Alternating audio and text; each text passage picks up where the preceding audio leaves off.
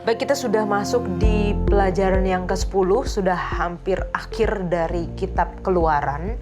Dan kita mempelajari bagaimana di dalam perjalanan bangsa Israel keluar dari Mesir menuju ke tanah perjanjian.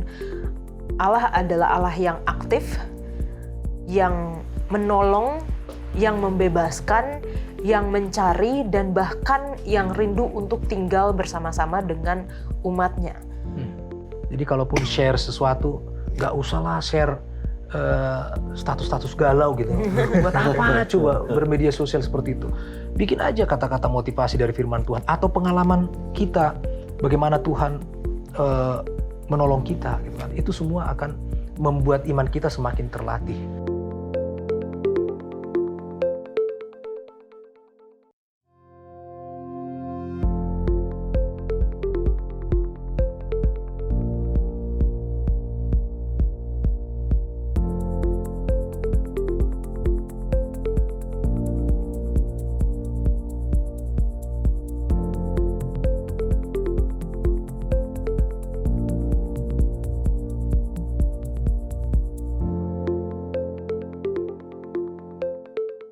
Selamat datang di diskusi Sekolah Sabat, diskusi pembelajaran Alkitab yang mendalam untuk menguatkan iman kepercayaan kita kepada Tuhan. Senang sekali bisa terus menemani pemirsa sekalian di dalam pembelajaran Sekolah Sabat kita, dari pelajaran ke pelajaran, dan saat ini kita sudah di pelajaran yang ke-10 dari pelajaran triwulan ketiga tahun 2025, yaitu Kitab Keluaran. Dan terima kasih juga untuk pendeta-pendeta, teman-teman yang sudah hadir di studio ini. Kita dapat berdiskusi bersama, dan tentunya senang sekali juga kami mendapatkan kesaksian-kesaksian, komentar-komentar dari pemirsa setia Hope Channel Indonesia yang menyaksikan atau menonton program Diskusi Sekolah Sabat dan telah menuliskan di kolom komentar YouTube channel Diskusi Sekolah Sabat. Untuk yang pertama, boleh minta kesediaan dari Bang Glenn. Oke, komentar yang pertama datang dari Lucianawati. Terima kasih untuk penjelasan Sekolah Sabat untuk pekan ini.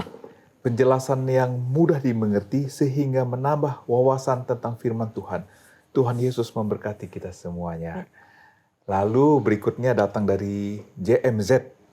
Shalom, terima kasih penjelasan Sekolah Sabat yang begitu baik dan sangat bermanfaat bagi kita semua. God bless you.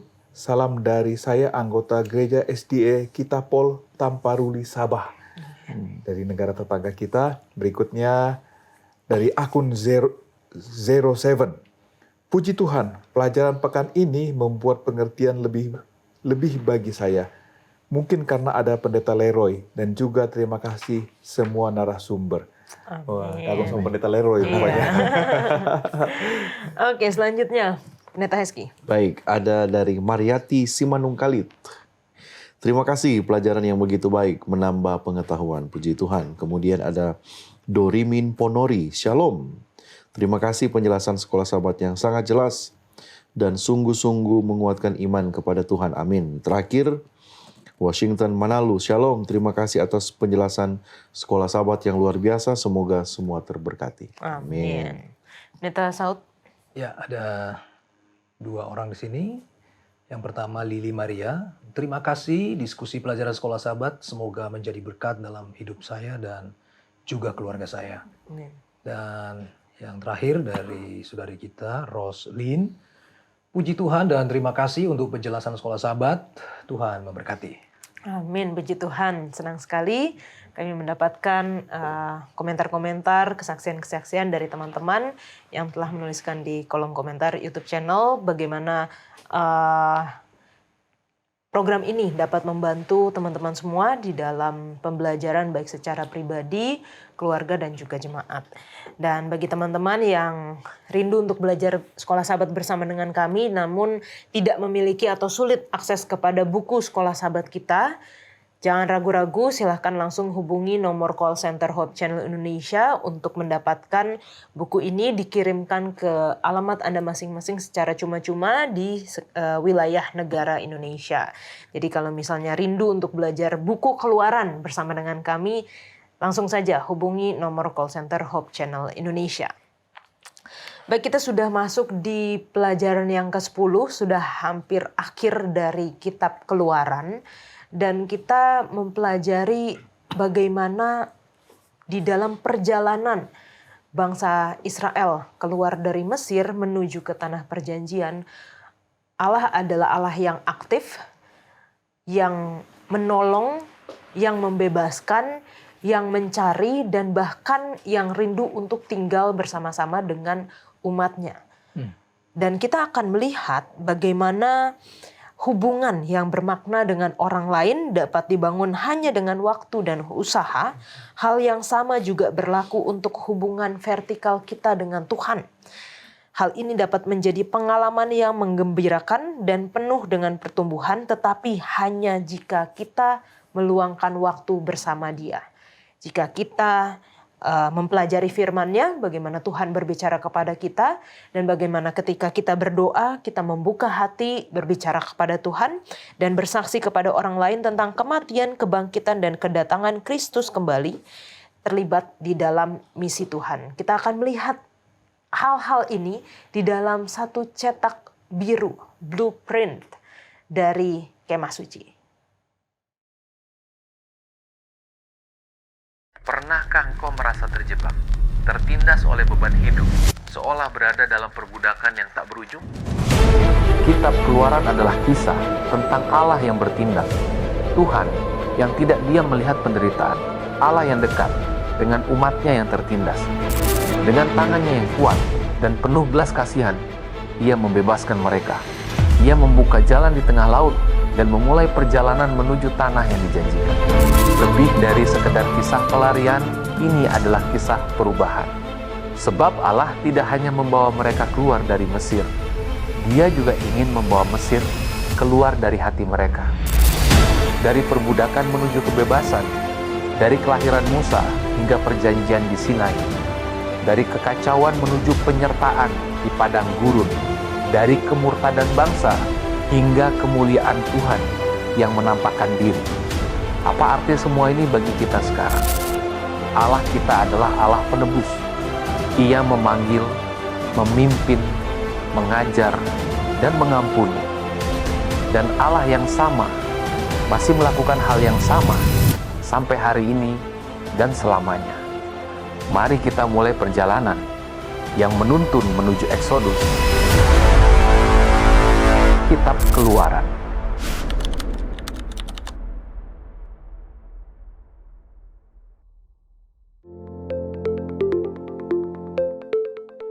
Pelajaran ke-10 dengan judul Perjanjian dan Cetak Biru. Ayat hafalannya terdapat di dalam Keluaran 24 ayat yang ketiga. Lalu datanglah Musa dan memberitahukan kepada bangsa itu segala firman Tuhan dan segala peraturan itu. Maka seluruh bangsa itu menjawab serentak, segala firman yang telah diucapkan Tuhan itu akan kami lakukan. Kita akan mulai diskusi kita dengan doa dibawakan oleh Bang Glenn. Mari kita sama-sama berdoa. Bapa di surga, Bapa yang penuh kasih dan berkemurahan, kami bersyukur ya Tuhan untuk kesempatan kembali mengulas pelajaran Engkau sabar yang sangat indah pada saat ini. Biarlah Engkau menolong kami memahami rencana Tuhan dalam hidup kami dan kami boleh mengenal Tuhan dengan lebih baik lagi. Bahwa Engkau adalah Allah pencipta kami dan Allah yang begitu mengasihi kami. Terima kasih untuk memberkati semua pemirsa yang sedang menyimak dari tayangan ini. Biarlah berkat Tuhan juga menjadi bagian mereka semuanya. Dalam nama Yesus kami berdoa. Amin. Amin. Terima kasih Bang Glenn.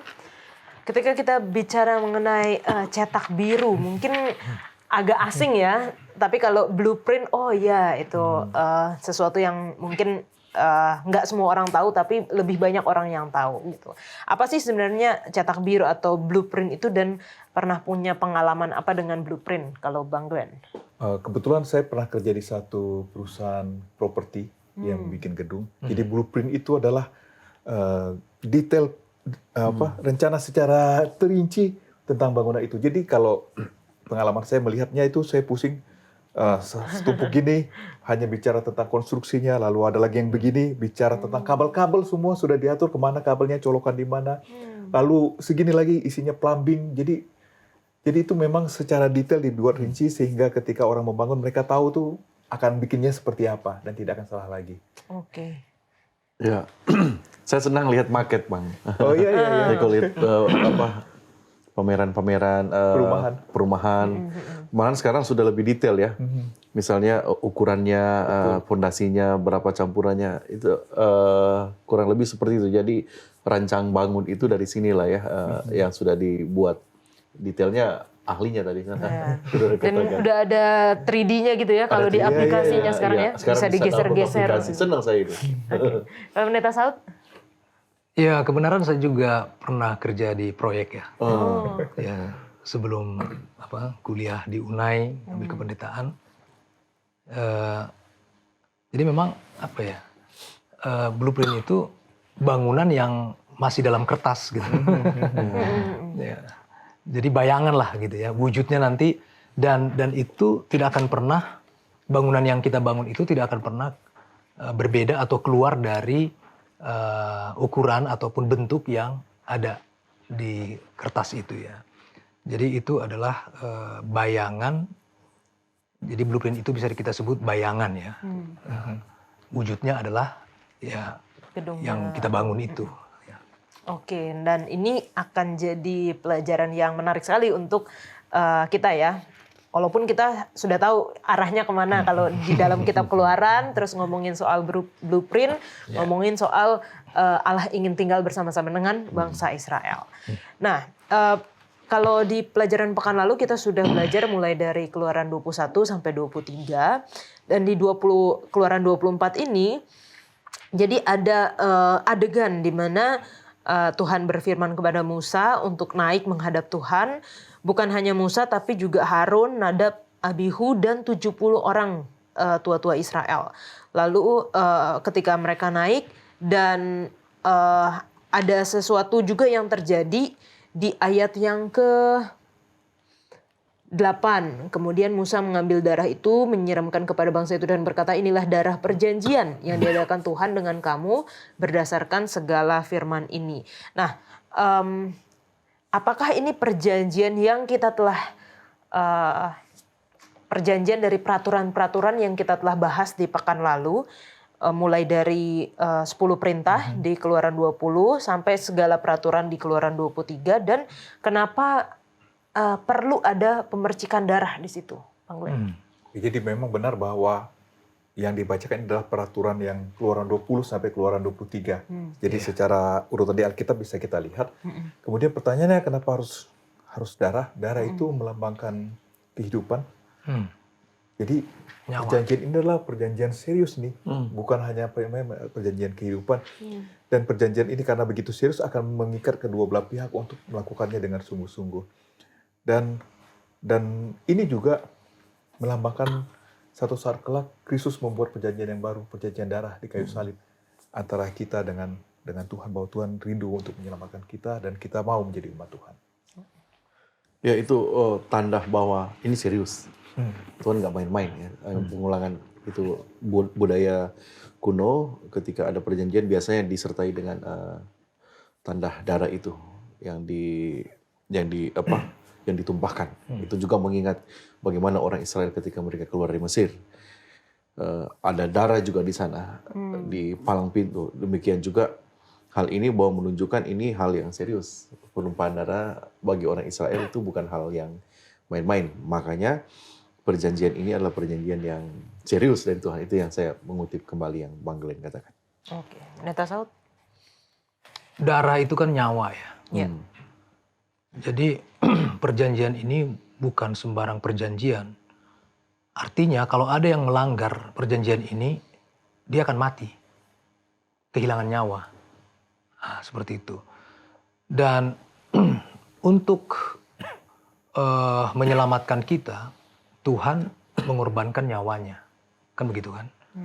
Nah, semua cetak biru yang kita bicarakan ini, itu mengarah kepada aslinya itu Yesus. Walaupun nanti kita bicara bangunan, ya, bahwa Tuhan akan menyertai umatnya di dalam kemah atau bait suci itu.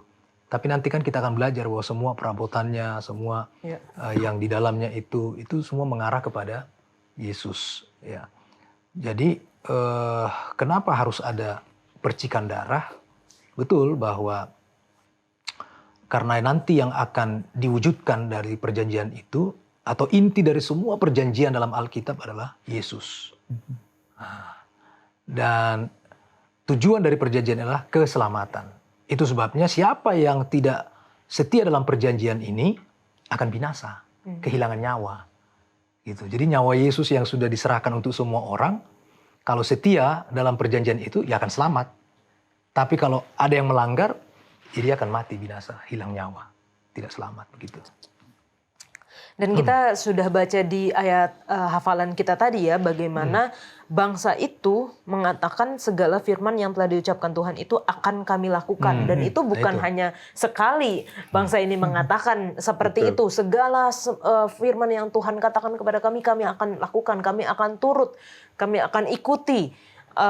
Tanpa mereka mengetahui bagaimana hancur dan rapuh dan kurangnya kekuatan mereka. Dan ini juga terrefleksi kepada kehidupan kita sekarang. Ketika kita mungkin hari ini berkomitmen, saya mau ikut Tuhan, saya mau menurut. Tapi mungkin nanti sore atau mungkin besok tiba-tiba kita merasa kita telah jatuh gitu di dalam dosa, di dalam ketidakpenurutan atau di dalam ketidakadilan, tidak ada kasih di dalam perbuatan atau perkataan kita. Dan belajar dari bangsa Israel ini bagaimana perjanjian darah dan refleksinya atau gambaran dari Yesus yang mati bagi kita dapat diyakinkan, kita dapat mempunyai pengharapan bahwa Tuhan memberikan kita satu pengorbanan yang besar agar kita dapat selamat ketika kita mau menerima pengorbanan Yesus itu. Oke. Nah, ini menarik lagi nih kalau kita baca di ayat-ayat selanjutnya. Ayat 9 dari Keluaran 24. Dan naiklah Musa dengan Harun, Nadab dan Abihu dan 70 orang dari para tua-tua Israel. Lalu mereka melihat Allah Israel, kakinya berjejak pada sesuatu yang buatannya seperti lantai dari batu nilam dan yang terangnya seperti langit yang cerah. Tetapi kepada pemuka-pemuka orang Israel itu tidaklah diulurkannya tangannya. Mereka memandang Allah lalu makan dan minum. Nah ini menarik gitu kalau kita membayangkan aja pada saat itu bangsa Israel di bawah di kaki gunung, lalu 70 tua-tua Harun, Nadab, Abihu dan Musa naik ke atas. Mereka memandang Tuhan walaupun kakinya aja, tapi habis itu mereka makan dan minum nih. Apa sih maksud atau secara konteks atau secara tradisi Timur Tengah gitu? Apa ini? Gitu. Jadi Timur Tengah itu adalah benua Asia. Dan kita juga di benua Asia kita punya tradisi yang sama. Yeah. Di orang Batak, pendeta tahu semua makan. Di atas Cipanganon. Gitu. Orang Manado Di atas juga makanan. Selesai. Iya, meja panjang. makan. Jadi ini adalah bentuk keakraban, bentuk persekutuan dan hubungan antara satu sama lain. Jadi ini menggambarkan bahwa ya Tuhan itu di surga, tapi sebenarnya Tuhan itu dekat. Dan hubungan antara Tuhan sama umatnya itu begitu dekat, dan ini yang mereka mau rayakan bahwa mereka punya hubungan yang intim dengan Tuhan. Dan kembali dari tadi kita sudah bicara bahwa sebenarnya apa yang di buku Keluaran ini juga menggambarkan apa yang akan terjadi untuk masa yang akan datang. Dan di perjanjian baru ini digenapi dengan perjamuan kudus, bukan? Dan kita juga percaya nanti satu saat kelak di dalam kerajaan surga ada pesta lagi. Kita bersama-sama dengan Tuhan. Jadi ini adalah menandakan hubungan yang dekat antara Tuhan dengan umatnya. Di satu sisi juga menjadi nubuatan untuk peristiwa-peristiwa yang akan terjadi pada masa yang akan datang. Ya, simbol persekutuan damai itu salah satu yang sudah dikatakan oleh Bang Glenn tadi, bahwa penerimaan Tuhan menerima umatnya juga di sana adalah simbol perayaan ya. Makan minum itu perayaan. Ya. Perayaan oleh karena penerimaan. Di dalam Alkitab ada banyak contoh ya. Contoh misalnya ketika Ishak bertemu Abimelek di dalam Kejadian pasal 26. Karena Abimelek kita tahu bersama dia suruhan dari ayahnya ya untuk mencari pasangan. Kemudian ini Abimelek dalam peristiwa ini ketika dia ada deal, mereka merayakan makan mana? Makan-makan. Kejadian pasal 26 ayat 30. Kemudian soal ada juga catatan ketika Yakub dan Laban, ya. Mereka juga mengakhiri kesepakatan mereka, menutup perjanjian mereka dengan makan. Di dalam perjanjian baru, makan bersama ini juga melambangkan kepercayaan untuk satu tugas pekerjaan.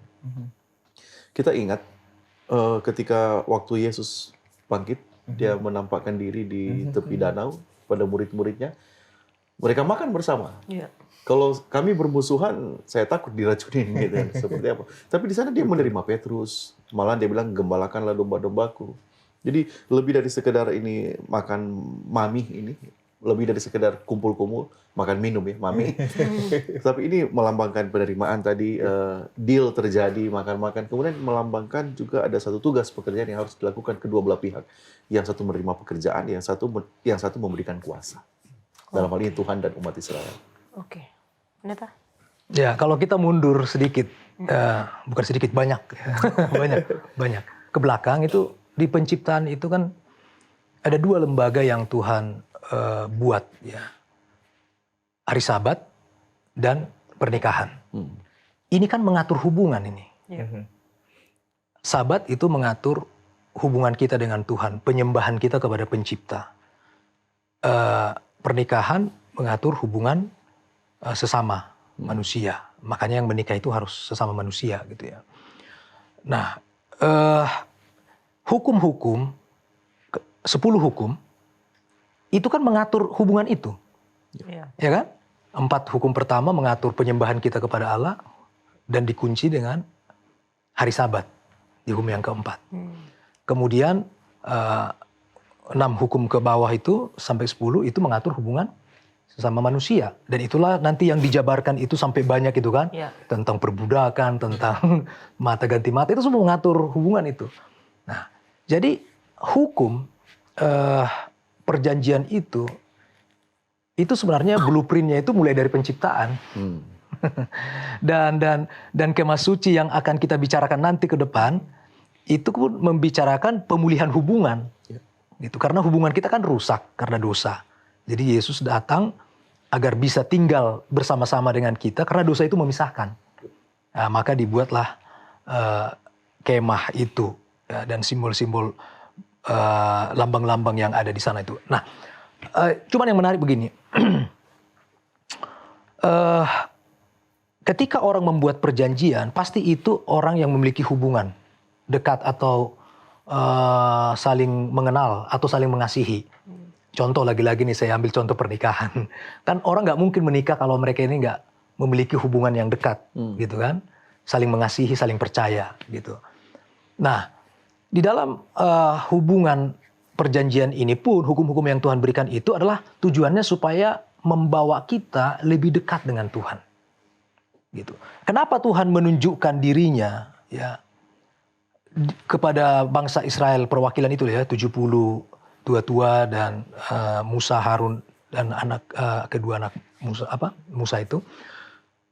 Ini kan menunjukkan bahwa walaupun Allah itu di tempat yang maha tinggi, tapi begitu dekatnya dengan kita. Hanya memang kita manusia berdosa ini nggak bisa melihat dan merasakan, menjangkau itu. Nah, tapi kemudian Tuhan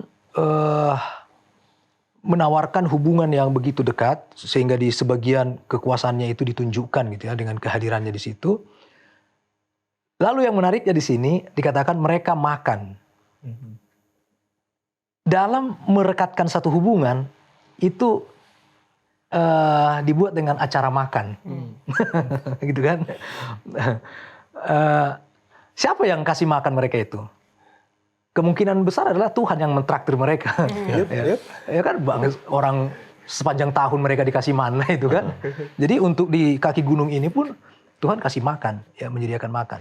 Karena Tuhan yang menginisiasi hubungan itu. Jadi kalau saya mau hubungan saya baik dengan Pak Glenn misalnya, saya akan undang makan dia, gitu. Lalu hubungan kami akan semakin dekat.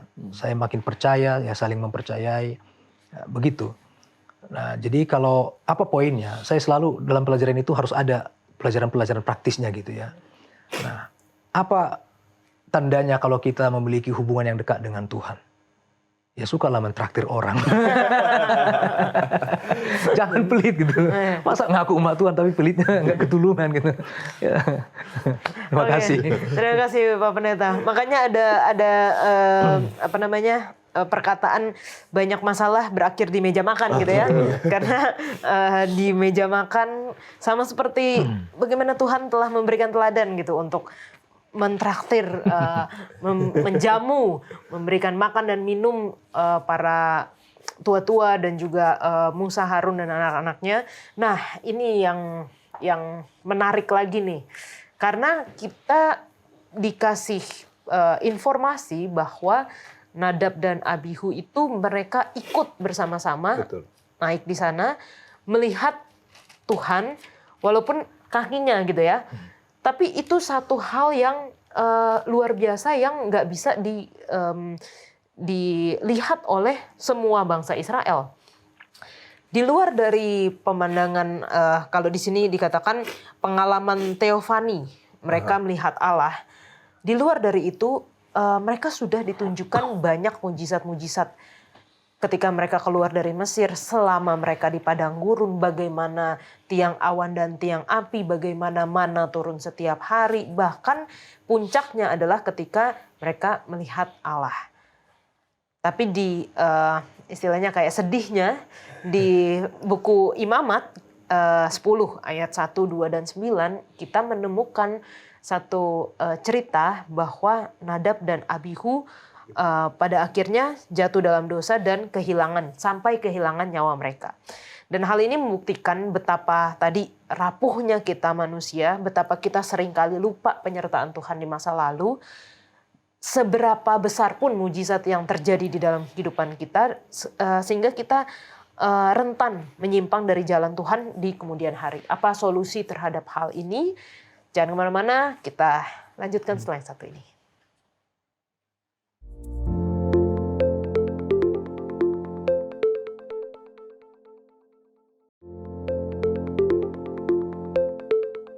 Bagaimana agar kita tidak melupakan apa yang Tuhan telah lakukan di dalam kehidupan kita di masa yang lalu supaya kita tetap bisa mengikut Tuhan terus, setia terus di masa yang akan datang. Bang Glenn. Oke, jadi kadang-kadang kita suka mempersalahkan lupa. Padahal lupa itu sebenarnya karunia Tuhan. Maksud saya begini, bayangkan kalau kita tidak bisa lupa, kita masih ingat kekesalan kita kemarin, wah hidup kita akan penuh tekanan karena kita tidak bisa melupakan hal yang buruk terjadi sama kita. Tuhan kasih kemampuan untuk melupakan supaya hal-hal yang buruk itu bisa kita lupakan sehingga kita tidak terbawa dengan kepahitan masa lalu. Yang menjadi masalah adalah kita salah memilih mana yang harus dilupakan, mana yang harus diingat. Jadi saya pikir Nadab dan Abihu ini membuat prioritas yang salah dalam pilihan-pilihan mereka. Gantinya mereka mengingat pimpinan Tuhan di masa silam, berkat-berkat Tuhan. Mereka fokus kepada hal-hal yang lain yang akhirnya membuat kepahitan terjadi dalam hidup kita. Dan itu aplikasi praktis buat kita. Kita punya pilihan untuk mana yang saya mau lupakan, mana yang saya mau ingat terus. Oke. Ya, Nadab dan Abihu, cerita mereka membuat satu pemikiran dalam pemikiran saya bahwa pengalaman rohani kita di masa lalu tidak menjamin kesetiaan kita di hari ini dan di masa akan datang. Belum tentu kita punya spiritual experience yang luar biasa itu membuat kita lebih setia kepada Tuhan. Ini buktinya, Nadab dan Abihu. Kurang apa? Pada zaman itu orang-orang tertentu yang dapat pengalaman untuk bertemu dengan Tuhan. Ini makan minum. Jadi kecerobohan yang dilakukan ini ya karena memang manusia mudah tergelincir. Makanya harus selalu ingat untuk bergantung, berharap, berdoa, membaca firman itu.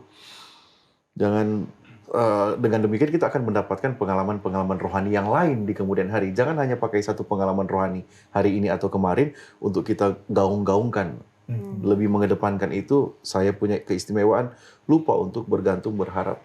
Karena kalau kita berharap dan bergantung kepada Tuhan, ada pengalaman-pengalaman rohani lain yang akan kita terima di masa akan datang. Amin. Pendeta? Sebenarnya sama ya. Dengan Nadab dan Abihu ini, seringkali kita juga dengan begitu mudahnya melupakan kebaikan-kebaikan Tuhan gitu ya. Bayangkan saya barusan ditraktir Bang Glenn ini gitu ya. Tapi besok saya sudah jelek-jelekkan dia. Itu kan memang kejahatan luar biasa itu. Jadi itulah yang dialami, yang mereka lakukan, dan tentu ini jadi pelajaran bagi kita. Seringkali kita melihat kejadian itu, kok bisa ya orang itu seperti itu. Padahal kita pun dengan mudahnya juga melakukan hal yang sama gitu. Makanya seringkali kita menilai orang gitu ya, tanpa melihat diri kita. Nah, apa yang terjadi dengan Nadab dan Abihu ini? Ada 3 kesalahan mendasar yang mereka lakukan sehingga Tuhan menyebut itu api asing, gitu ya. Yang pertama, ketika mereka menyalakan api itu, mereka dalam kondisi mabuk, sehingga mereka nggak sadar membakar dupa itu, kemenyan itu imam besar. Mereka bukan imam besar. Nah, dan menyalakan api itu pun bukan waktunya, gitu. Jadi mereka dalam kondisi mabuk, membakar dupa itu harusnya tugas imam besar. Dan menyalakan api itu pun belum waktunya pada saat itu, gitu. Nah, tapi sudah dinyalakan. Jadi 3 kesalahan ini membuat api yang lain itu kemudian Tuhan marah dan menghanguskan mereka, mati seketika kan di situ kan. Nah, jadi ini juga menjadi pelajaran bagi kita ketika kita datang beribadah kepada Tuhan, gitu ya. Harus benar-benar mempersiapkan hati kita.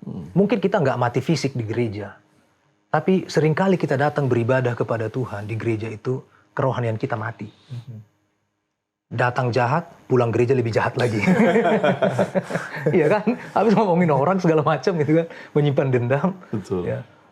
Tadinya dia dendamnya sedikit, tapi begitu ketemu di gereja dengan orang yang dia sakit hati, pulang makin dendam dia. Ya kan? Bagaimana mungkin bisa terjadi seperti itu? Kelihatannya ini hanya cerita, padahal kenyataannya kita sering melakukan hal yang sama gitu. Api yang lain kita bawa ke gereja gitu. Karena kita melakukan sesuatu yang tidak berkenan di hadapan Tuhan. Nah, itu pelajarannya.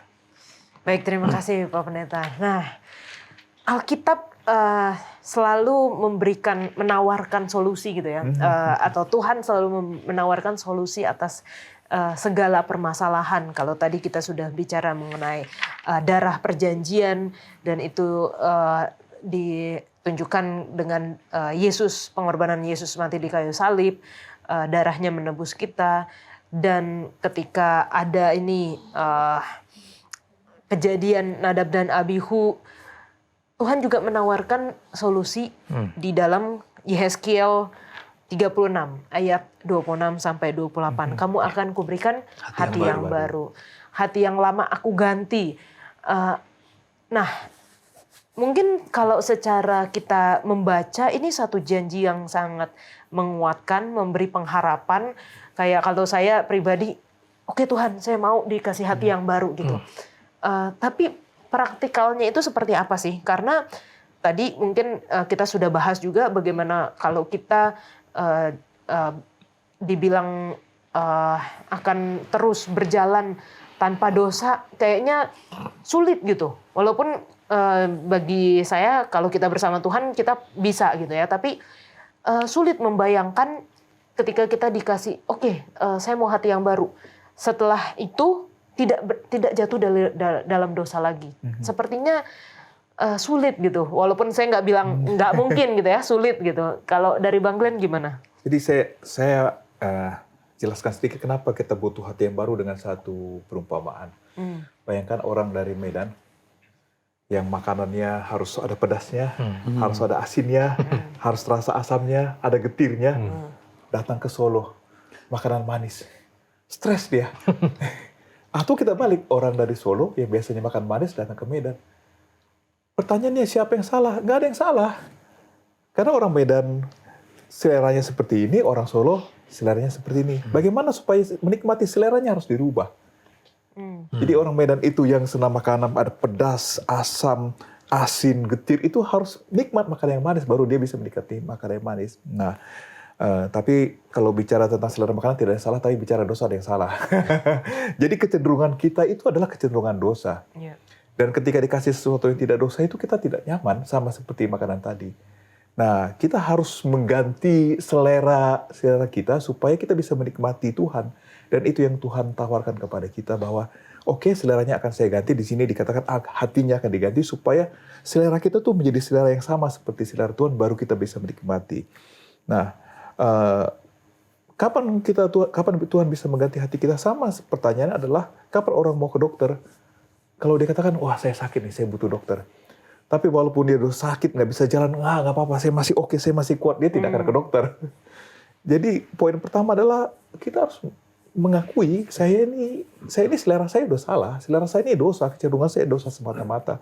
Saya butuh Tuhan dan saya datang sama Tuhan, saya akui saya butuh sama Tuhan. Lalu kedua adalah saya izinkan Tuhan untuk melakukan operasi hati seperti di buku ini. Karena kan sekarang aja kalau orang mau operasi kan tanda tangan tuh kan. Tanda tangan, dan operasi itu bisa gagal tidak tentu dokter. Tapi puji Tuhan, di sini dikatakan bahwa operasi Tuhan itu pasti akan berhasil dan Tuhan akan mengubah hidup kita. Jadi poinnya adalah bahwa perubahan selera itu adalah dari Tuhan, bukan dari saya. Bagian saya adalah saya akui saya tidak bisa dan saya izinkan Tuhan untuk bekerja di dalam hati saya melalui anugerah Roh Kudus. Ya, tadi sudah sempat dikatakan Bang Glenn, sebagaimana lazimnya operasi berat, ya kan harus mati dulu ya, di anestesia. Jadi baru ganti hati. Hanya ini kan bersifat batin ya, bersifat spiritual, bukan jasmani. Saya ingat John Stott pernah bilang begini, mengomentari hati yang baru. Jadi perubahan batin yang dijanjikan Tuhan melalui Yehezkiel di sini, itu sebenarnya adalah inti dari Injil. Kenapa? Orang yang hidup di dalam Injil, orang yang hidup berdasarkan Injil akan mengalami kehidupan baru. Artinya dia mati dulu. Setelah dia mengalami kelahiran baru. Setelah dia mati, dia hidup, kemudian dia akan dia lahir, kemudian dia akan hidup di dalam kehidupan baru. Jadi implikasinya apa? Implikasinya kita akan lebih terlihat tanpa dikreasikan, tanpa dibuat-buat, akan terlihat orang itu adalah orang yang rendah hati, orang yang kebaikannya itu tidak diformak atau tidak dibuat-buat. Jadi sangat berperan penting. Hati itu harus dibarui. Di sini baru itu memang diganti sama sekali. Prosesnya mati dulu. Kalau tidak sadar terlebih dahulu. Jadi kita sadar, kemudian setelah itu kita sadar kita berdosa, kita butuh penyerahan diri kepada Tuhan. Itulah bukti Injil, yaitu mengubah kehidupan. Injil, sebanyak apapun kita bahas, sebanyak apapun kita bicarakan, kalau itu tidak mengubah, dia tidak mendapatkan tempat dan adalah sia-sia. Makanya kita terbukalah dengan perubahan-perubahan di dalam kehidupan. Amin. Saya tambahkan ya. Iya. Kamu akan kuberikan hati yang baru. Ini satu kepastian bahwa hanya Tuhan yang dapat memberikan. Itu dulu. Nah, di dalam Yeremia 13 ya, ayat 23 kalau saya tidak salah itu. Mungkin boleh kita baca Yeremia 13 ayat 23. Yeremia 13 ayat yang ke-23. Dapatkah orang Ethiopia mengganti kulitnya atau macan tutul mengubah belangnya? Masakan kamu dapat berbuat baik, hai orang-orang yang membiasakan diri berbuat jahat? Itu. Kita hati berdosa ini tindakannya itu selalu brutal ya dan kejam, ya, menyakiti gitu ya, amburadul ya, tidak tertib, tidak taat hukum, tidak beraturan. Makanya pelajaran kita sebelumnya kan dikasih aturan kan. Tapi itu pun kita tidak bisa mengerjakan itu dari diri kita sendiri. Memang harus ada proses operasi. Ya. Nah tadi sudah jelaskan kalau orang yang mau dioperasi total itu dia harus tidak sadar dulu. Kan? Harus bisa dibilang mati lah itu ya. Mati dalam arti tidur gitu, nggak sadar. Nah lalu Tuhan kerjakanlah di situ. Jadi bukan hanya sebagian hati yang diperbaiki. Ini benar-benar transparansi itu diganti. Ya, kalau orang yang gagal hati itu ya, itu kan memang dibuang itu hati yang udah rusak itu, lalu dibeli dari Cina hati. Kalau dulu setahu saya baru ke Cina yang bisa operasi itu. Mungkin di Indonesia sekarang udah bisa gitu ya. Nah, diganti dia hati yang baru. Nah, jadi hati Kristus yang diberikan ke hati ke diri kita dengan penerimaan kita melalui iman kita, itulah yang akan mengubah hidup kita. Jadi pikiran kita nanti sudah pikiran Kristus. Hendaklah pikiran dan perasaan yang terdapat dalam Yesus Kristus, ya kan? itu ada dalam diri kamu. Nah, itu nasihat Rasul Paulus. Nah, jadi cuman bagaimana langkah ke sana? Harus ada kesadaran kan. Orang mau berobat itu karena dia harus sadar bahwa dia sakit. Gitu. Jadi langkah pertama untuk mendapatkan hati yang baru ini, kita harus sadar bahwa kita ini orang berdosa, orang jahat, orang sakit dan tidak mampu sembuh sendiri. Nah, makanya kita datang menyerahkan diri. Jadi tugas kita sebenarnya hanya menyerahkan diri kita kepada Tuhan. Datang kepada dokter, kita bilang, Tuhan saya ini berdosa. Hati saya keras, jahat. Ya sudah kamu matilah bersama dengan saya. Gitu. Iya kan? Lalu dikasihlah hati yang baru. Gitu. Oke. Nah, ini sebuah janji. Tadi kalau dikatakan kamu akan kuberikan hati yang baru, satu kepastian ya. Sebuah janji, sebuah kepastian yang sangat, kalau kita bisa katakan memiliki kuasa. Kita diberikan kuasa untuk bisa taat. Tapi dalam prakteknya memang banyak orang juga yang jatuh dalam dosa gitu. Mudah untuk jatuh dalam dosa walaupun sudah ada janji, sudah ada kepastian kamu akan kuberikan hati yang baru. Kenapa ini terjadi berulang-ulang dan mungkin gimana caranya pendeta supaya kita nggak jatuh dalam dosa lagi? Manusia kan tendensinya jatuh ya. Tanpa dilatih pun berbuat jahat ya. Semua nggak perlu dilatih manusia. Sama dengan pelajaran pekan yang lalu yang saya katakan bahwa manusia itu ketika dia hadir, dia lahir, dia menjadi makhluk egois dan makhluk yang mementingkan diri. Itu sudah jahat. Makanya ketika menyambung dari apa yang pertanyaan sebelumnya sudah dikatakan oleh dua narasumber kita yang lain, bahwa kita perlu untuk nempel. Yohanes pasal 15 ayat 5 katakan, kalau kamu bersama dengan aku, kamu akan berbuah banyak. Karena di luar aku, ya kamu tidak akan dapat berbuat apa-apa. Kita harus menyadari status kita bisa jatuh. Oleh karena kita menyadari status kita bisa jatuh, kita harus nempel selalu dengan Tuhan. Supaya tidak terjadi yang pertanyaan Yola itu, mengapa tetap jatuh dalam dosa. Gitu. Oke. Dan gimana cara untuk nempel? Ini kita akan bahas di segmen selanjutnya ya. Karena sebenarnya bukan kalau kita bilang kita pengen nempel sama Tuhan. Padahal inisiatif Tuhanlah yang pengen sebenarnya nempel sama kita. Betul, pengen tinggal di tengah-tengah mereka. Kita akan lanjutkan setelah yang satu ini.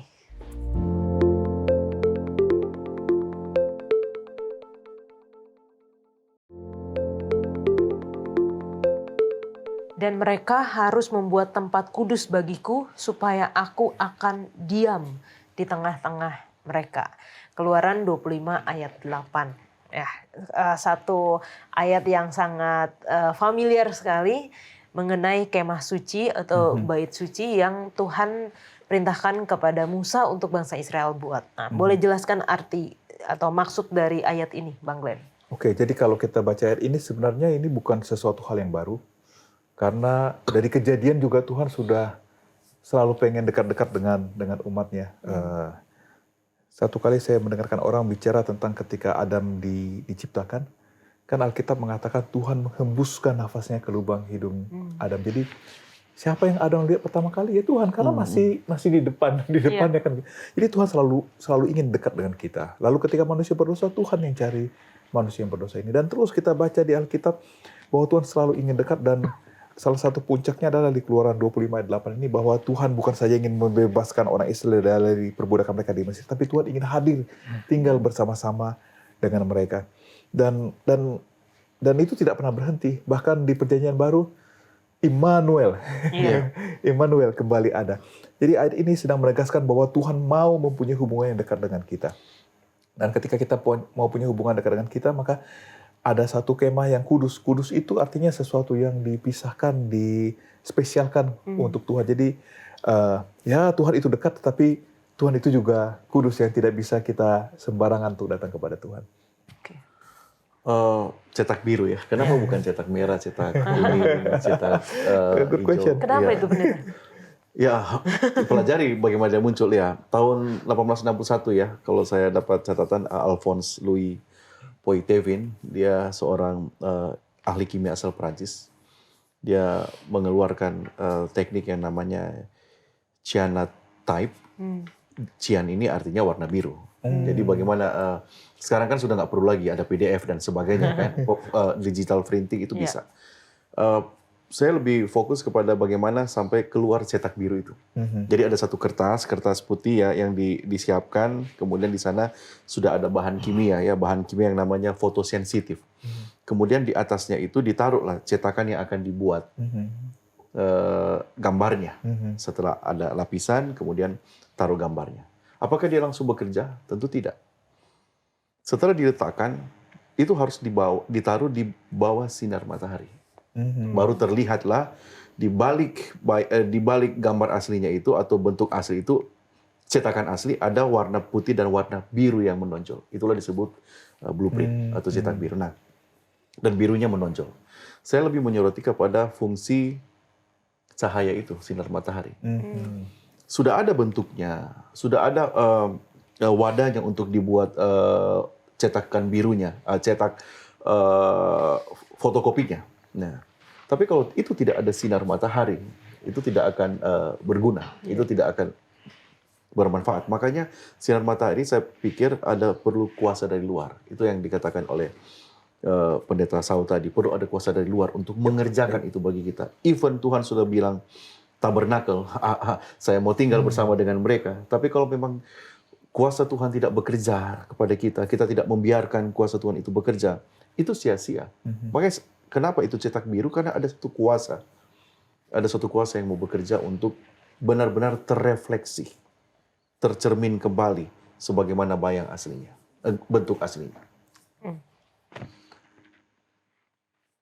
Oh ya.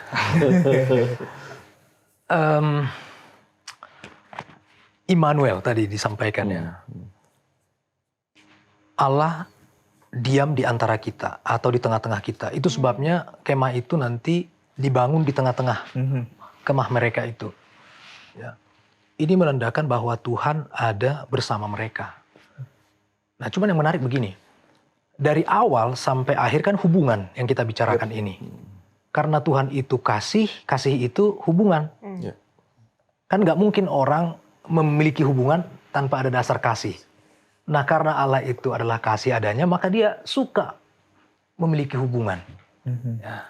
Nah, jadi sebagai umat Tuhan kita harus memiliki banyak hubungan baik. Kalau hubungan kita rusak dengan seseorang, itu bisa jadi indikasi bahwa hubungan kita dengan Tuhan bermasalah. Itu ya.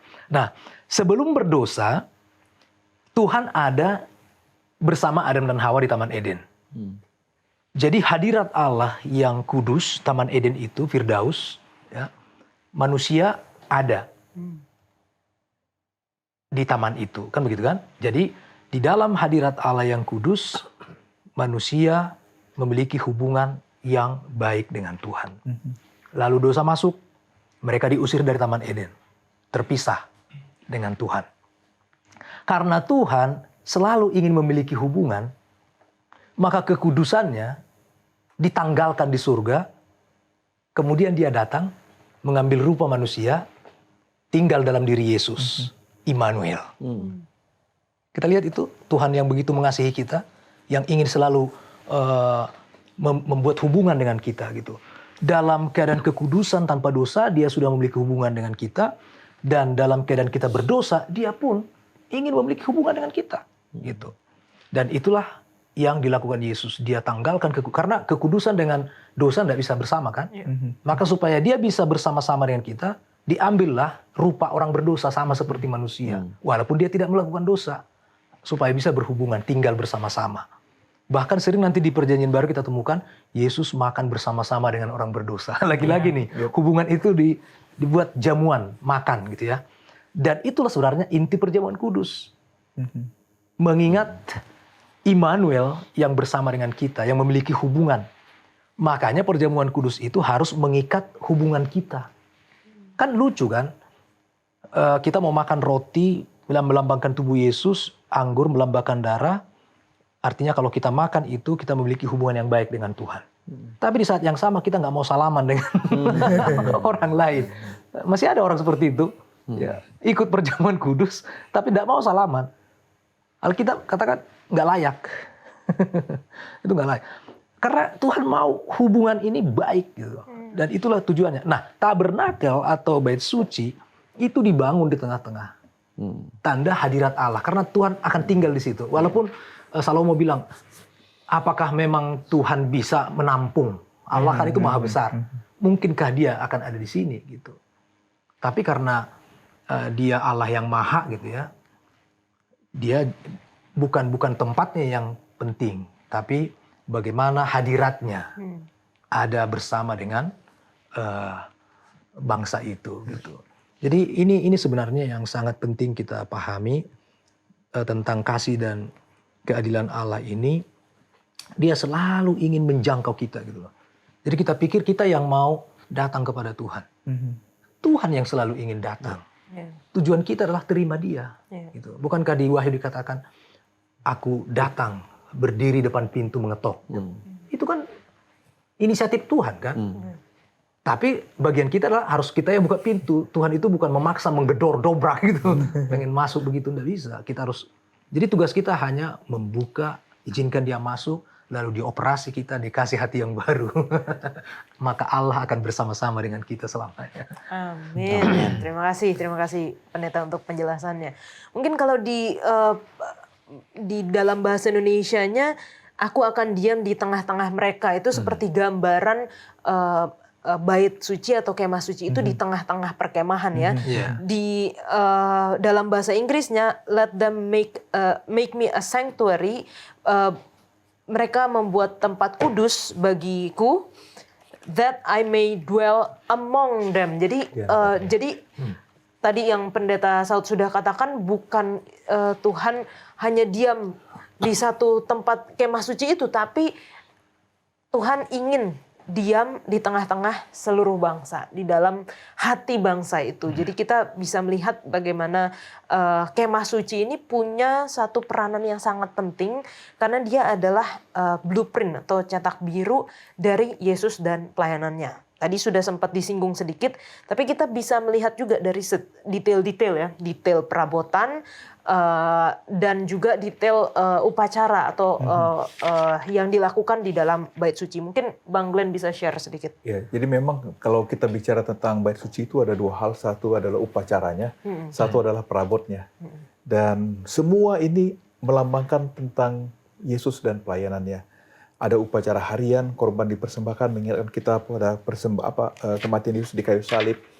Kemudian ada upacara tahunan Grafirat bicara tentang pengorbanan Yesus dan dia melayani tugas sebagai imam besar. Kemudian perabot-perabotnya ada mezbah korban bakaran melambangkan Yesus disalib, ada bukan cawan, tempat pembasuhan melambangkan Yesus katakan aku air hidup, ada api Yesus katakan jadilah terang dunia, ada roti dalamnya, akulah roti hidup. Jadi semua yang ada dalam bait suci itu sebenarnya sedang menunjukkan kepada Yesus. Jadi dengan kata lain bahwa bangsa Israel ini mau diarahkan pandangannya kepada Yesus melalui apa yang mereka lihat, baik dari ornamen-ornamen yang ada dalam bait suci maupun upacara-upacara yang mereka lakukan. Jadi, tapi kalau dijelaskan secara detail ini bisa sangat panjang sekali ini. Tapi kurang lebih itulah gambaran yang bisa saya share. Oke. Dan kalau misalnya kita ingat, kita punya satu seri pelajaran penuh ya tentang bait suci, dan kita bisa lihat ketika kita masuk. Saya yakin semua sudah punya gambaran ya tentang bait suci. Ketika masuk di pintu yang pertama kali adalah korban bakaran. Bagaimana pengorbanan Yesus mati di kayu salib. Ketika kita menerima pengorbanan Yesus itu, kita masuk ke step yang selanjutnya adalah dengan benyana pembasuhan tadi ya. Dikatakan bahwa ketika kita menerima pengorbanan Yesus, kita menyatakannya melalui baptisan. Betul. Dan ketika kita keluar dari baptisan, kita masuk di dalam bilik suci. Kalau di dalam pelajaran bait suci itu ada namanya, sanctification. Sebelum sanctification, Justification. Kita dibenarkan lalu disucikan. Di dalam bilik yang suci itu ada 3 perabot tadi. Bang Glenn sudah katakan, dan itu yang di pelajaran Sabat petang yang dikatakan bahwa kita berhubungan dengan Tuhan sama seperti ketika kita punya hubungan dengan orang, harus kita punya investasi di waktu, ketemu, punya hubungan, dan kepada Tuhan juga kita punya Satu, yaitu roti, Alkitab yang menjadi firman bagi kita yang harus kita makan setiap hari. Lalu mesbah ukupan yang merupakan doa. Bagaimana kita berbicara kepada Tuhan. Tapi bukan cuma dua itu ternyata. Tapi ada juga yaitu 7 kaki dian yang melambangkan terang. Bagaimana kita harus menjadi saksi-saksinya. Jadi di dalam kehidupan kerohanian kita yang mau disucikan, kita memerlukan 3 hal itu. Kalau kita kebanyakan makan, kita nggak olahraga, kita bisa obesitas ya kalau di fisik ya. Artinya kalau kita contohnya baca Alkitab terus tapi kita tidak bersaksi, kita tidak menginjil, kita bisa obesitas rohani juga. Paling tidak itulah bayangan yang kita bisa berikan mengenai bait suci dan pelayanan Yesus. Menjadi bait suci itu menjadi cetak biru akan Yesus dan pelayanannya. Kita masih ada satu pertanyaan lagi, mungkin karena waktu yang terbatas langsung saja ke kedua pendeta ini ya. Kita melihat juga di dalam pelajaran sekolah sahabat kita ada hubungan antara kemah suci, hari sabat, dekalog, dan juga tutup pendamaian. Mungkin bisa dijelaskan, Pendeta Esti. Nanti Pendeta Saud akan ke situ. Saya menarik walaupun seperti hampir ditutup diskusi tentang kemah suci. Tapi ada hal yang menarik ya, hal menarik. Seperti sekarang kita sekarang di teman-teman sudah menonton. Ini kan latarnya bagus ya. Kalau drama ini bagus sekali. Latarnya, panggungnya, kita jadi tahu kalau kita menonton drama, panggung kita jadi tahu peristiwanya itu siang atau malam ketika ada pencahayaan, itu di outdoor atau indoor. Latar itu atau panggung mempengaruhi. Tetapi yang terpenting adalah the show. Yang terpenting adalah pertunjukannya, dramanya. Semua peralatan penting.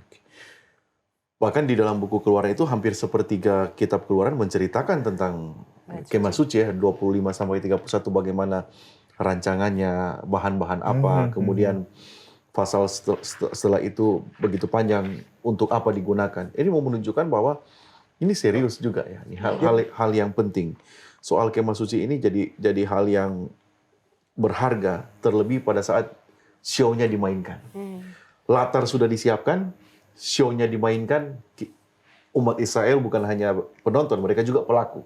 Tapi di sana mencerminkan Kristus sendiri. Nah, ketika dihubungkan dengan tadi pertanyaan kemah suci, sabat, dekalog dan hari tutup pendamaian, ini sebenarnya menunjukkan satu sistem penyembahan. Satu sistem penyembahan dan pengajaran. Kemah suci paling tidak mengajarkan tentang pusat ibadah itu simbol. Itu pusat ibadah. Kemudian ketika sabat itu tanda perjanjian, penciptaan, dekalog, hukum moral, tutup pendamaian. Kalau dirangkumkan, itu paling tidak menunjukkan bahwa kasih karunia, hukum, persekutuan bersatu dalam ibadah yang benar. Jadi kasih karunia, hukum, persekutuan itu bersatu di dalam ibadah yang benar. Siapa yang disembah, mengapa dia disembah, kapan dan di mana dia disembah. Amin. Pendeta. Sekaligus kesimpulan Pendeta. Gitu ya. Iya. Spesialis banget. Oke, sebelum kesimpulan, 3 unsur utama lah bisa kita bilang ya dalam pelayanan bait suci. Bait suci itu sendiri, mulai dari halaman, bilik suci, bilik maha suci, dan semua perabotan yang ada di dalam. Unsur yang kedua adalah domba yang disembelih, yang dipersembahkan, ya, dan darahnya dipercikan. Lalu unsur yang ketiga adalah imam yang melaksanakan itu. Nah, ini semua 3 unsur utama ini itu menunjukkan pelayanan Yesus untuk mendamaikan kita. Kan dosa kan memisahkan, membuat kita berseteru, membuat kita jahat, ya, bukan hanya kita dengan Tuhan, sesama kita pun cenderung berkelahi gitu ya. Dan setelah kita menerima hadirat Tuhan ya dalam diri kita, inilah yang dikerjakan. Proses pendamaian ini. Jadi kita dikasih hati baru, kemudian berdamai dengan Allah. Dampaknya adalah kita jadi berdamai dengan semua orang. Mengasihi semua orang. Memiliki hubungan yang baik dengan semua orang. Ya, terserah orang itu memiliki hubungan yang baik dengan kita, itu urusan dia. Tapi dari sisi kita selalu ingin memiliki hubungan yang baik. Ya, apakah dia mau jahat kepada kita, tetap aja kita mau memiliki hubungan yang baik dengan dia. Gitu. Ya, karena Yesus pun sebenarnya memiliki musuh kan, tapi bukan dia memusuhi, yang ada dia dimusuhi. Nah, posisi kita adalah kita harus mengasihi semua orang, termasuk orang yang memusuhi kita. Nah, ini yang harusnya terjadi ketika kita memaknai sistem bait suci ini. Penerapannya harus ke sana arahnya, karena itu semua pekerjaan itu adalah mendamaikan. Makanya kan ditutup dengan apa? Tutup pendamaian gitu kan. Nah, cuman sebelum itu semua dibangun dan proses itu terjadi, ada yang menarik. Ketika proses membangun bait suci itu, ada tadi yang terlewatkan. Tapi ini saya pikir penting juga gitu ya. Siapa namanya itu? Bezalel dan Aholiab. Bezalel dan Oholiab ini dicatat dalam Alkitab bahwa mereka ini orang yang diurapi ya. Padahal mereka ini setahu kita yang diurapi itu imam, dengan pendeta diurapi gitu. Padahal ini tukang loh, tukang. Apa arti diurapi? Bahwa Tuhan memberikan mereka kuasa dan karunia untuk mengerjakan pelayanannya gitu. Jadi artinya gini, ketika kita sudah mau melibatkan diri atau menerima panggilan Tuhan untuk mengerjakan pekerjaan Tuhan, maka Tuhan akan mengurapi kita. Amin. Ya, Tuhan akan mengaruniakan, memampukan kita ya, untuk melakukan hal itu. Nah, ini tentu jadi hal yang sangat penting juga ya bagi kita.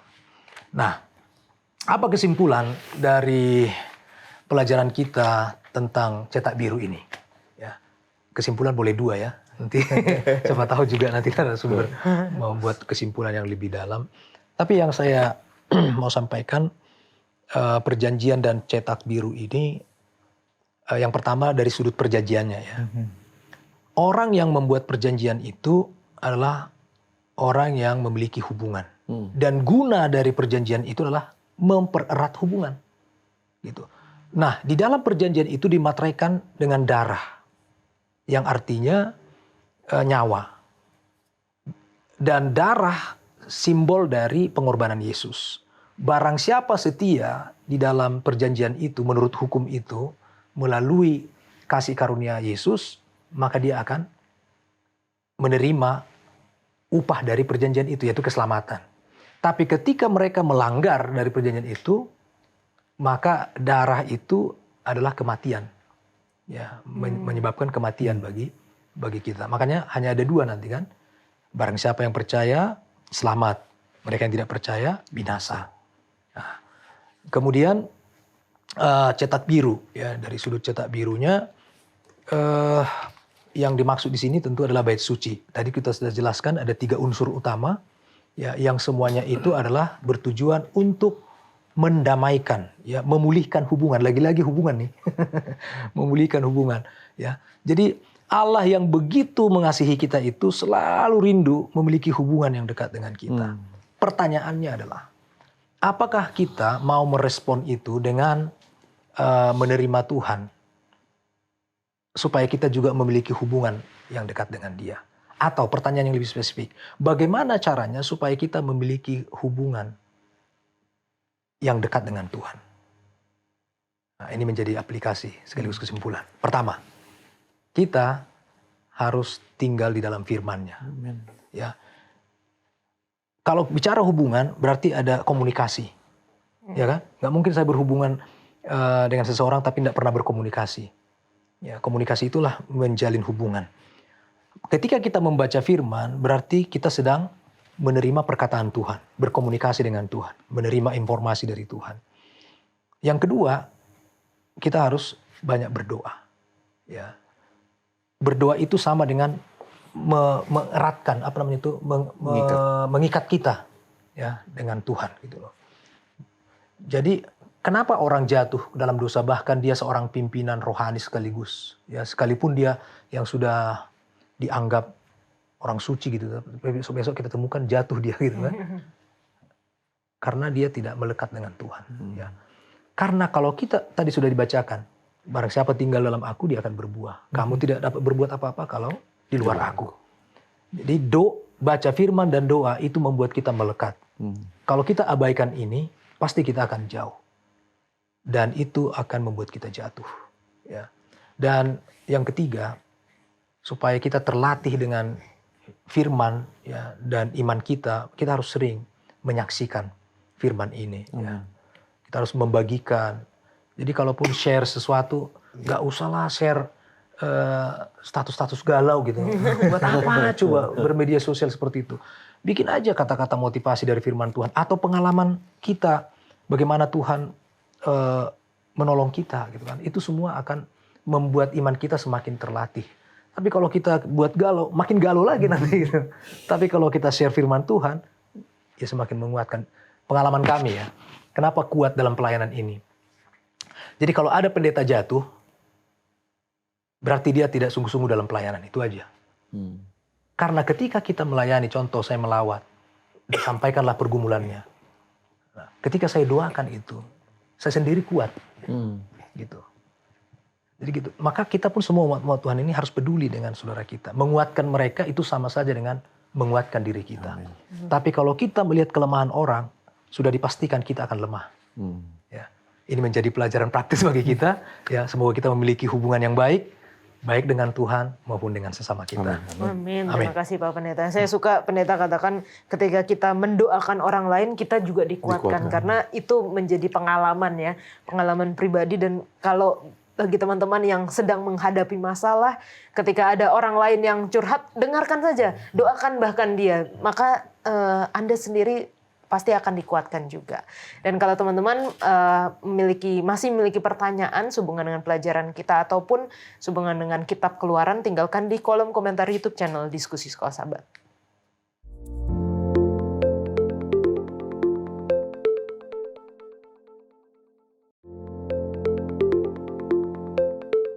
Saat ini kita masuk dalam sesi tanya jawab bersama dengan Pendeta Alberto Tualesi. Terima kasih Pendeta. Terima kasih Kak Yola. Kita akan menjawab pertanyaan dari teman-teman yang telah menuliskan di kolom komentar YouTube channel Diskusi Sekolah Sabat. Yang pertama datang dari Manalu, Washington. Pertanyaan, kenapa anak sulung yang mati? Seberapa pentingkah anak sulung dan apa makna rohaninya? Terima kasih. Baik, terima kasih. Terima kasih Kak Yola. Terima kasih Saudara Manalu, Washington yang telah bertanya. Baik. Mari kita lihat kenapa anak sulung yang mati. Ya. Ya kan? Pertanyaan yang bagus sekali. Coba kita buka dalam Keluaran 4 ayat 22 dan 23. Ini alasan dasar dari peristiwa tersebut. Keluaran 4 ayat 22 dan 23. Maka engkau harus berkata kepada Firaun, beginilah firman Tuhan, Israel ialah anakku, anakku yang sulung. Sebab itu aku berfirman kepadamu, biarkanlah anakku itu pergi, supaya ia beribadah kepadaku. Tetapi jika engkau menolak membiarkannya pergi, maka aku akan membunuh anakmu, anakmu yang sulung. Itu lihat, itu dasarnya. Nah, karena Firaun tidak mau untuk melepaskan bangsa Israel dalam pemahaman bahwa Firaun memang betul-betul menolak akan perintah Tuhan. Dia tidak mau taat dan patuh. Oke, kata Tuhan, Israel ini anak sulungku. Kalau kamu tidak kasih berarti anak sulungmu akan kubunuh. Dan itulah kejadiannya, itulah ke-10. Tapi ditanya pertanyaan, bagaimana apakah anak sulung itu penting? Ya jelaslah dalam budaya timur. Contoh saja misalnya dari sisi Mesir sendiri, Firaun sendiri. Ya. Firaun adalah titisan dewa, dia dewa bagi Mesir. Berarti anak sulungnya adalah juga titisan dewa, dia dewa itu sendiri. Jadi akhirnya Tuhan memang dalam tulah-tulah ini memang ingin menghantam dewa-dewa daripada ilah-ilah daripada bangsa Mesir. Demikian juga orang di timur ini kan hampir semua beberapa suku di Indonesia juga menamakan orang tuanya nama anak sulungnya. Kalau orang Batak bilang pangguaran. Jadi itu nama anak sulung. Anak sulung itu penting. Terlebih lagi setelah kematian anak sulung bangsa Israel, Tuhan memberikan perintah di dalam Keluaran 13 ayat 2. Boleh Kak Yola lihat Keluaran 13 ayat yang kedua? Keluaran 13 ayat yang kedua. Iya. Di sini dikatakan, kuduskanlah bagiku semua anak sulung, semua yang lahir terdahulu dari kandungan pada orang Israel, baik pada manusia maupun pada hewan, akulah yang empunya mereka. Baik, terima kasih. Sebagaimana Tuhan menyatakan bahwa Israel adalah anak sulungku, tidak mau dilepaskan, akhirnya Tuhan membunuh semua anak sulung dengan gambaran ada pada malam hari itu malaikat maut melewati dan orang-orang Israel yang setia yang mau mendengarkan perintah Tuhan, dia akan menaruh darah anak domba di ambang pintu itu, lalu akhirnya mereka terlewat dan anak sulung tidak ada yang mati di bangsa Israel, anak sulung bangsa Mesir yang mati, lalu akhirnya Tuhan katakan bahwa kuduskanlah semua anak sulung. itu adalah milikku. Tandanya bahwa Tuhanlah yang berkuasa atas semuanya. Tuhanlah pemilik semuanya ini. Kita harus akui itu. Itulah gambaran daripada anak sulung itu sendiri. Terima kasih Kak Yola. Terima kasih Pak Pendeta. Pertanyaan selanjutnya datang dari Maidin Lakuman. Shalom, diskusi sekolah sahabat. Pertanyaan saya mundur sedikit ke pelajaran sekolah sahabat sebelumnya. Berbicara tulah. 10 tulah di Mesir, apakah 10 itu hanya sekedar angka saja atau ada maksud angka itu? Kenapa bukan angka yang lain? Karena ada banyak persamaan angka itu di Alkitab, seperti 10 gadis. Dan 10 hari Daniel minta agar makan sayur dan minum air biasa, bukan makan santapan raja. Mungkin ada rahasia angka itu. Makasih, Tuhan Yesus memberkati. Baik, terima kasih Saudara Maidin Lakuman atas pertanyaan yang bagus sekali tentang angka 10 ya. Jadi sudah dikasih contoh di sini, ada 10 anak perumpamaan 10 anak darah atau 10 gadis. Ada juga 10 hari Daniel minta untuk mengasingkan diri, dan dia 10 kali lebih pintar dari semua orang yang ada di kerajaan itu di Babel. Demikian juga kita tahu bersama 10 perintah Tuhan dalam Keluaran pasal 20. Ada juga 10 tulah yang kita sementara pelajari. Demikian juga 1/10 dari segala milik kita adalah milik Tuhan. Persepuluhan ya. Nah, lalu juga kita lihat juga di dalam coba kita baca deh. Boas Rut 4 ayat 2. Oke, Rut 4 ayat Salah yang satu kedua. contoh menggunakan angka 10. Rut 4 ayat yang kedua, di sini dikatakan, kemudian dipilihnyalah 10 orang dari para tua-tua kota itu dan berkata, duduklah kamu di sini, maka duduklah mereka. Ya, Boas ketika ingin menebus Rut, untuk itu maka harus ada pengesahan dari seluruh orang kampung, karena barangkali ada orang yang lebih punya hak untuk menebus Rut. Maka dipilihlah 10. Lihat lagi ini angka 10 lagi. Angka 10 banyak sekali digunakan. Demikian juga tadi ya, Tuhan menyembuhkan 10 orang sakit kusta ya. Demikian juga di dalam dalam kitab Yohanes 10 kali Yesus mengatakan aku adalah roti hidup, aku adalah kebangkitan dan hidup. Ada 10 kali Yesus mengatakan aku adalah, atau ayam ya kata-kata itu. Lalu juga 10 anak darah tadi dikatakan, ada juga 10 talenta, 10 mina. Jadi ini apa ini gambaran dari 10 ini? Banyak sekali digunakan angka 10. Para scholars menyatakan bahwa 10 mengindikasikan bahwa otoritas Allah. Lalu yang berikut adalah kegenapan, completeness. Jadi penuh sudah. Berarti ini 10 tulah itu berarti penuh sudah. Artinya hukuman yang memang betul-betul penuh, ingin menunjukkan otoritas Allah terhadap bangsa Mesir. Karena bangsa Mesir, ingat ya, Firaun melawan Tuhan ya. Jadi itu dia gambarannya. Dan juga adalah perlindungan ilahi yang luar biasa bagi kita semua, dan juga penyediaan ilahi bagi kesempurnaan ilahi. Jadi itulah gambaran daripada angka 10 bila mana kita lihat sering sekali digunakan angka 10 dalam kitab suci. Baik, terima kasih untuk penjelasannya Pak Pendeta, luar biasa. Teman-teman, kalau misalnya masih memiliki pertanyaan sehubungan dengan pelajaran sekolah sahabat kita yang sepanjang triwulan ini kita membahas kitab Keluaran, silahkan tinggalkan di kolom komentar YouTube channel Diskusi Sekolah Sahabat dan kita akan membahasnya. Kita kembali ke studio.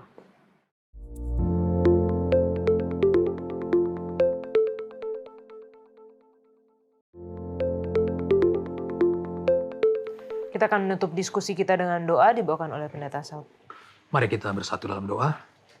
Kembali kami bersyukur, berterima kasih ya Bapa di surga untuk kesempatan yang indah kami boleh mendalami Alkitab, firman Tuhan melalui diskusi pelajaran sekolah sahabat. Dan apa yang sudah kami bagikan, biarlah Tuhan menyempurnakan sehingga setiap pemirsa yang mendengarkan pelajaran ini dapat dikuatkan dan diberkati.